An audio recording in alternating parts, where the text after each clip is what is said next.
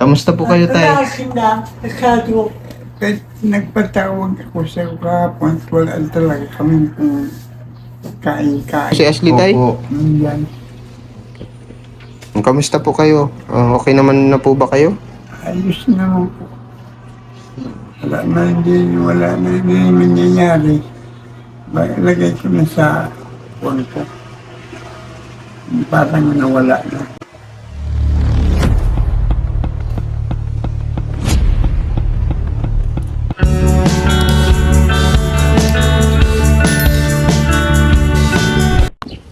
Sa mapagpalang araw po sa inyo lahat mga kaagapay at maligayang pagbabalik po sa aking munting channel, ang Kaagapay Mark.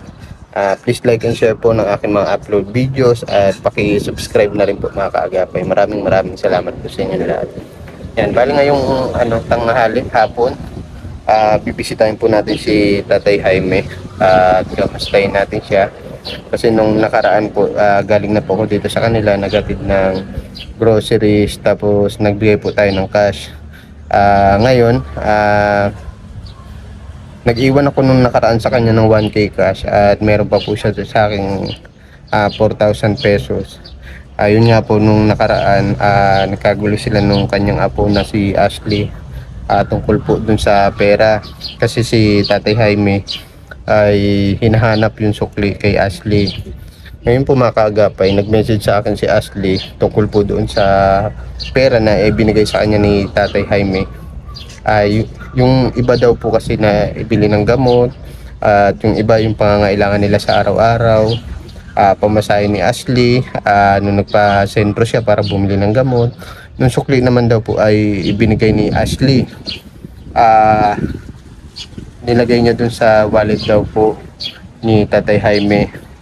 Ngayon si Tatay Jaime ay medyo hindi naman natin medyo makakalimutin na din kasi gawa na may edad na rin po.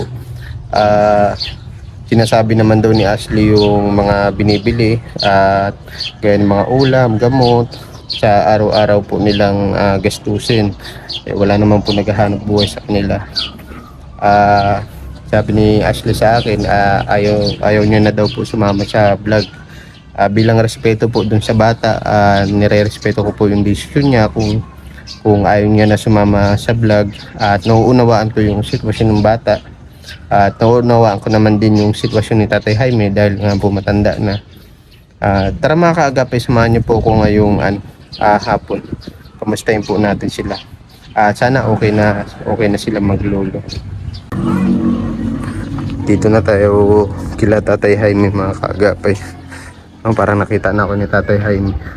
Nakadungaw na sa pinto.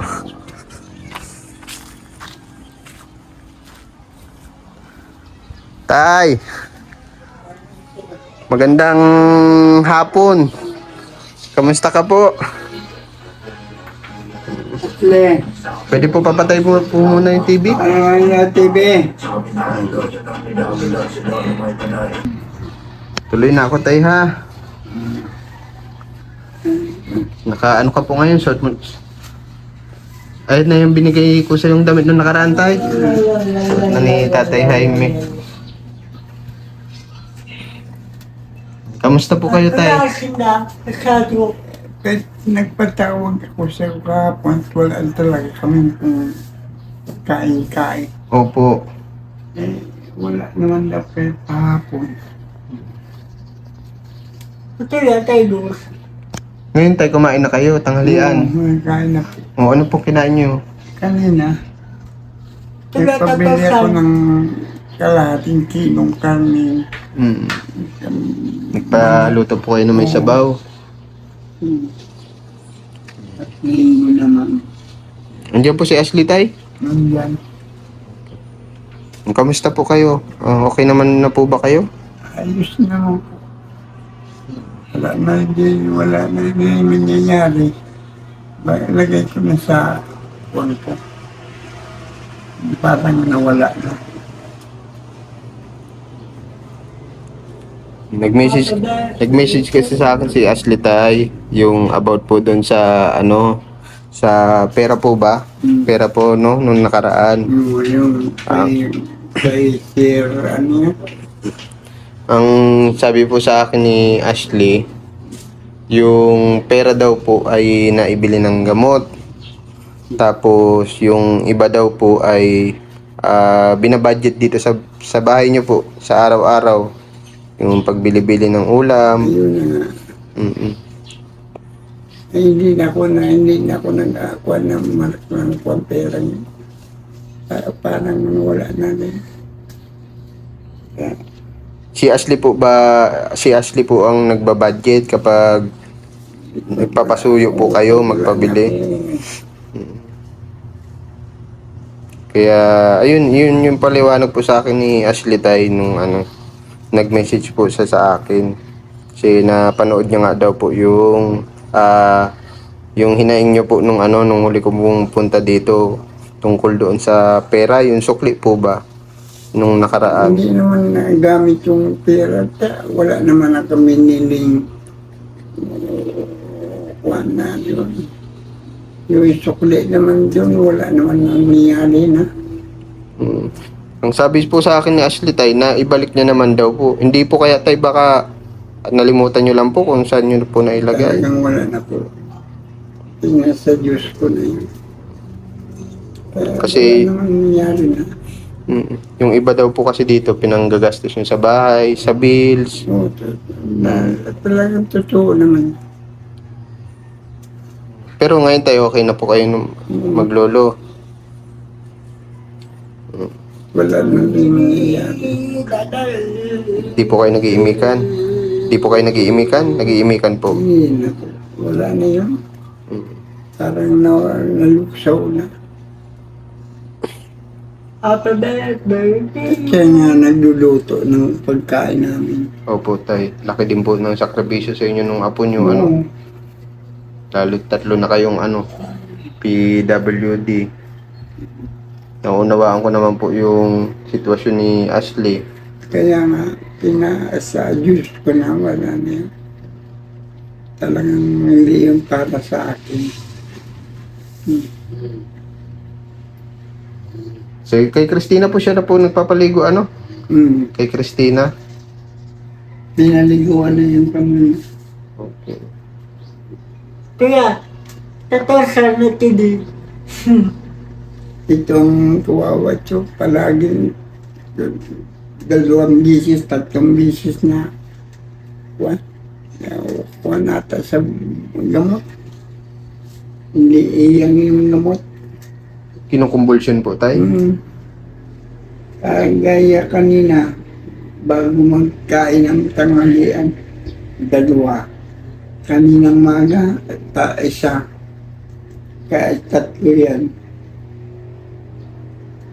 Kaya wala. Sabi ko, Anong nangyayari sa kanya tay? Nanginginig siya mismo? Tas nawawalan siya ng malay? Wala malay. Parang wala sa sarili. Parehas po yun nung kapatid ko po din kasi may seizure. Kaya naiintindihan ko na kung ano yung sakit ni Tatat, ni Otep. Kaya nakatat ko kanina. Kaya sabi ko, dapat baguhin ng gamot na naman. Sabi ko nga kaya pag ako nakakuha ng pera, papatikapan ko dun sa hospital, yung dati niyang gamot, yun ang dating ibigay sa kanya. Sino po ba doktor niya tayo? Doktor rin sa gobyerno po yan. Sa OPD po, OPD. sa hospital ng Camarines Norte Hospital. Sa CNPH. Yun yung papadala ko sa baka bukas. Kasi hindi po nakakabili ng gamot tayo kapag wala po reseta ng Hindi. doktor. Kailangan magpakonsulta muna po. Kasi konsulta. Wala naman pong binabayaran doon, kaya lang wala talagang maasikaso. At yung anak ko hindi naman pwede. Gaya ka, 2 araw wala. Magko-commute na lang po sana tayo Kaya lang, hindi naman maganda sa'yo tayo pag lalabas na sobrang init. Ay, hindi ko Ba- na kaya. Talo na ako, ma. Sobrang init po ng panahon ngayon tayo. Magsa-summer na po. Isang problema pang masyado.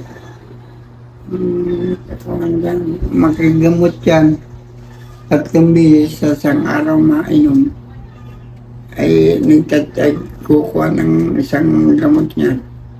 Bali, 35 bali, Magkano po isang piraso? 30 kwan yun. Bali, 3 peraso. Di 20, 60. 60 pesos yung 3 piraso. 20 pesos po isa. 20 pesos. Pinobarbital yun, di ba tay? Yung gamot niya, parang pagkakatanda ko. Pinobarbital.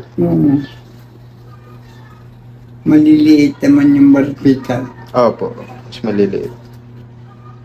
Depende po sa... Sabi ko, bakit kaya ito ganyan, magbalik na yung dati niyang kuha na yun. Yung dati, hindi naman kuha ng gumot niya sa kanya. Kailan ba tayo nag-umpisa yung ano niya? Yung sakit niya na yan? Bata pa po siya? 7 taon. 7 taon po lumabas yung sakit niya na yan. Hindi po ba siya nauntog ng bata? O ano? Lagi kami nasa ospital niya. Lagi po nilalagnat. Pag nakakatatlong araw na, alabas na kami. Yun ang simula nun. Kuya, 7 taon. Ilan taon na po siya ngayon tayo? 37. 37 o 30 years na pala mahigit. Ano tayo? Tinapat na ba kayo ng doktor tungkol sa sakit nito ni Ay, Tatat? wala na talaga itong kwan. Wala na itong lunas. Lifetime na po yan eh. Kaparehas nung sa kapatid ko, lifetime na rin. Kaya yung mga gantong edad, yung mga gantong may katulad ng sakit kay Tatat, yung seizure, bukod sa bantayan, bawal ma-stress. Bawal ma-stress dahil sa lalong na lumas ang kwan niya. Lalong umaatake. Oo. Bawal po sila ma-stress. Yun yung unang payo ng doktor dyan. Tapos, siyempre wag magpalipas ng gutom. Ano tayo? Yun, eh kapag wala talaga talagang nalilipasan yung pagkainan. At pag wala man akong makautangan, talagang dapat talaga meron akong kwanta o kahit kunti.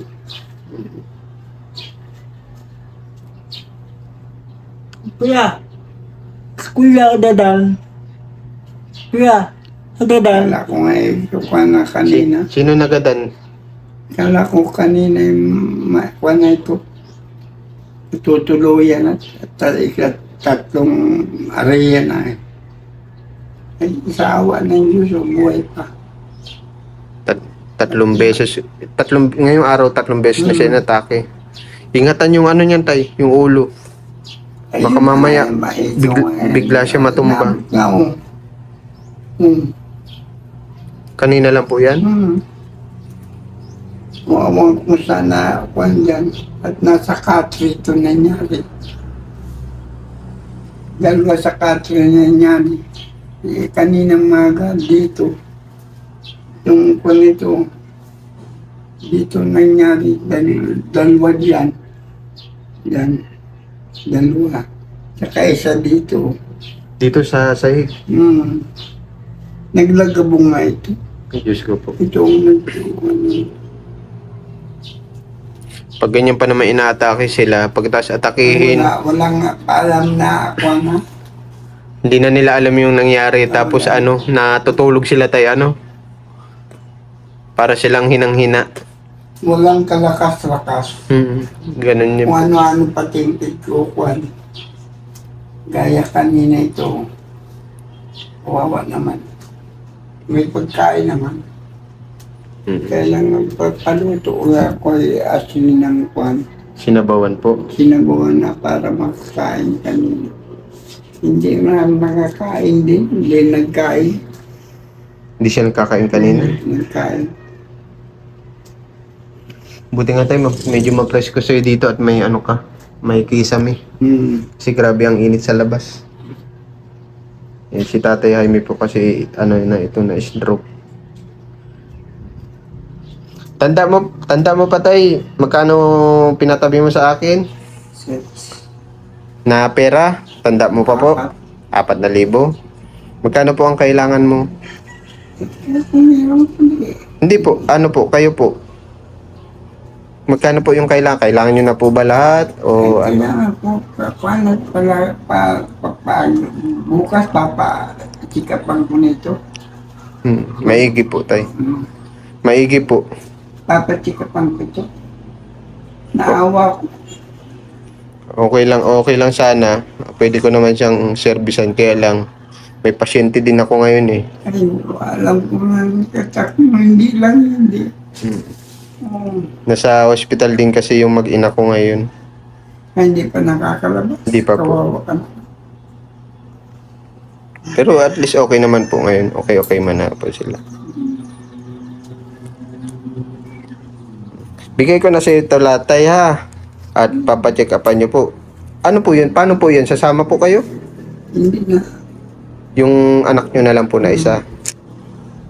Papamagahin ko bukas, mga alas 5.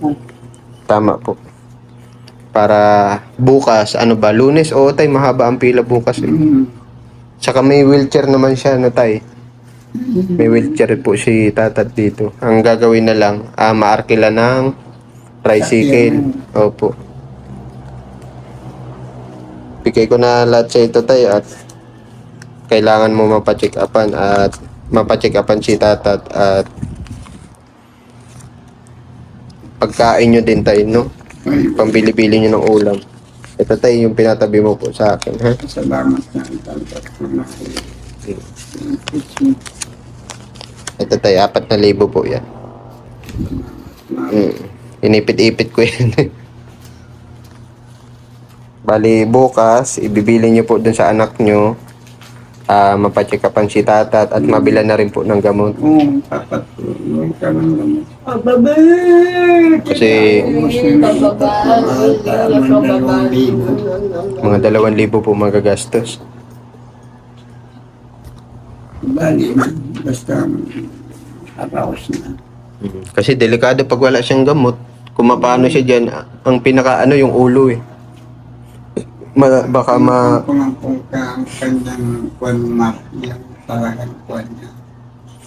Kung talagang gusto ng bawian ng Panginoon Diyos, hindi naman ako matukoy sa Panginoon Diyos na huwag na muna. Ay, hindi ko naman pwedeng gano'n na kuha ko sa mahal na Diyos na huwag na muna siya ay bata pa. Ay, panahon na pagkailangan talagang makuha na siya papasaka sa Diyos ko na nasa Kanya.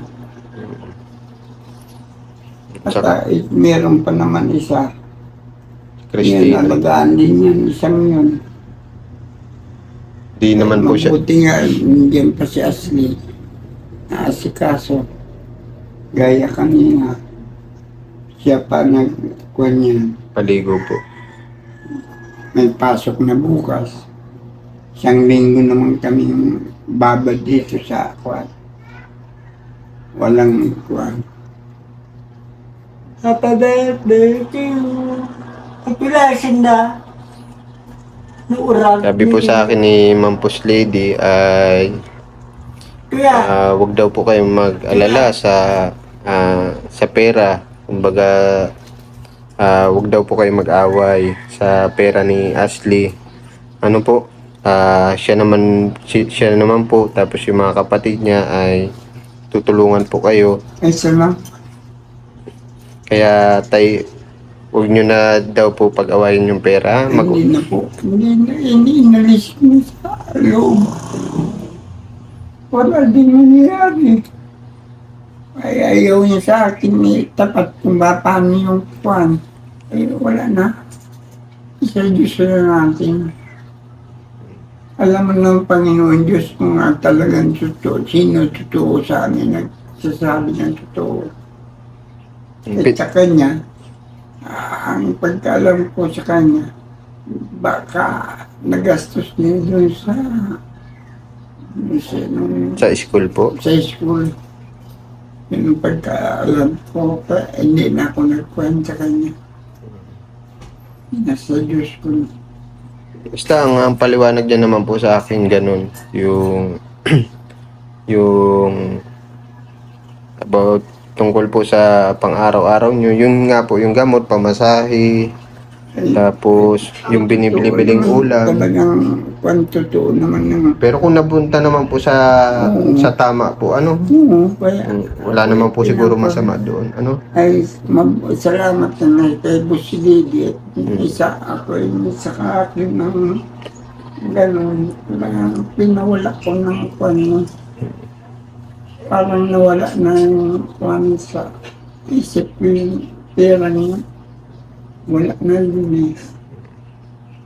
Ito, lagaan na lang niya. Pag namalis itong mga kwan namin. Pero at least okay na po kayo ngayon, tay, ano? Ano po, Mm. wala na. Mm. Nautusan ko na siya. Hindi, dahil dati hindi ko siya nautusan. Kaninang maga, ninutusan ko magpaliti. Kakain tayo, sabi ko, sarap.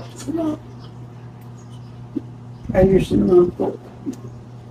Kaya salamat kay Busilini. Kaya, Ano yan, magkapatid yun. apo, si Sister L, tapos si Sister R po. Tsaka niya. Tay, paano mapunta na din ako, ha? Salamat, Mark. Kasi Nakanan mo talaga ako. Kailangan ko talaga ang tulong mo na ay paano itong bukas. gusto ko sana makausap si Ashley, kaya lang sabi niya po sa akin, ayaw niya na daw po magsama po sa vlog.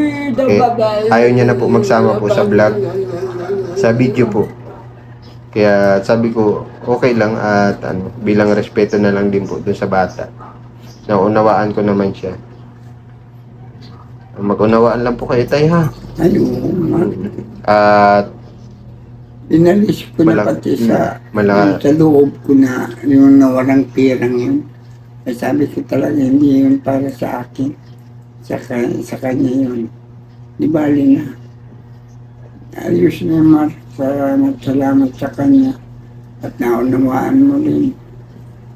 At totoo naman na sinabi niya na nagagamit ko naman ibang pera. Pag wala talaga ako mautangan. punta na ako, tay, ha? Kamusta niyo na lang po kay Ashley, ano?